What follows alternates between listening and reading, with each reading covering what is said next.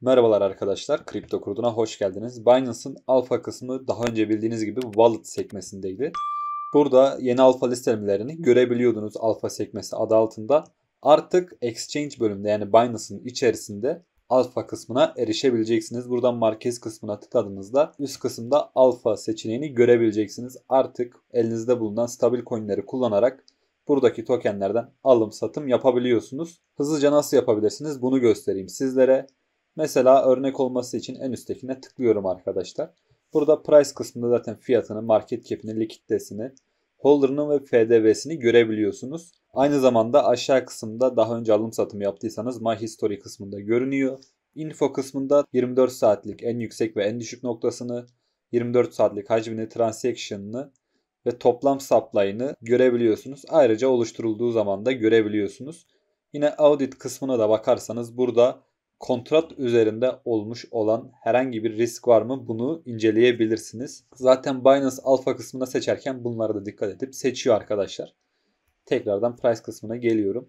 Bu şekilde grafiğinde inceleyebilirsiniz arkadaşlar burada.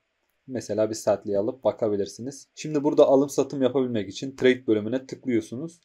Burada elinizde bulunan stabil coinleri seçerek alım satım yapabilirsiniz. Şu an bu token Solana ağında olduğu için USDC ile alım satım yapabiliyorsunuz. BNB ağındaki bir token için USDT kullanabiliyorsunuz arkadaşlar. Farklı ağlarda farklı stabil coinlerle işlem yapabiliyorsunuz. Mesela burada USDC'nin üstüne tıklayıp USDT seçtiğimde gördüğünüz gibi beni BSC ağındaki tokenlere yönlendirdi. Bu şekilde farklı ağdaki tokenlerle farklı stabil coinlerle işlem yapabilirsiniz arkadaşlar. Mesela Koma Inu alalım örnek olması bakımından 10 dolarlık almak istiyorum. Bu arada unutmayın BSC ağında minimum 5.33 dolarlık işlem yapabiliyorsunuz. Gördüğünüz gibi şu an bana min amount'u gösteriyor. Zaten siz işlem yapmak istediğiniz tutara girdiğinizde eğer düşükse bu sizi uyaracak arkadaşlar. 10 dolarlık giriyorum. Benim elime ulaşacak miktarı gösteriyor. Yaklaşık 9.63 dolarlık. Bu on-chain bir işlem olduğu için fiyat farklılıkları olabiliyor arkadaşlar. Pretory kısmında fee'nizi arttırabilirsiniz. Dilerseniz düşürebilirsiniz. Arasında çok bir fark yok arkadaşlar. Ben yükseği seçiyorum. Tekrardan onaylıyorum. Place order diyerek işlemi oluşturabilirim arkadaşlar. Burada işlemi oluşturdum. Gördüğünüz gibi alım işlemim gerçekleşti. Tekrardan komayı üst kısma getirerek satabilirim arkadaşlar. Tekrar max diyorum. Alacağım bana USDT miktarını gösteriyor. Place order diyerek bu işlemi de onaylıyorum.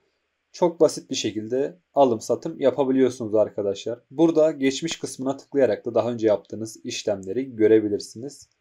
Transfer bölümünden de transfer ettiğiniz tokenleri görebilirsiniz arkadaşlar. Geriye geliyorum tekrardan. Burada size anlatacağım bu kadar arkadaşlar. Aldığınız tokenleri de yine Assets bölümünden alfa sekmesi adı altında görebilirsiniz. Elinizde tuttuğunuz token varsa burada zaten miktarıyla beraber görünecek. Benim anlatacaklarım bugünlük bu kadar. Eğer aklınıza takılan herhangi bir soru olursa yorumlardan bize sormaktan çekinmeyin. Kendinize iyi bakın. Görüşmek üzere.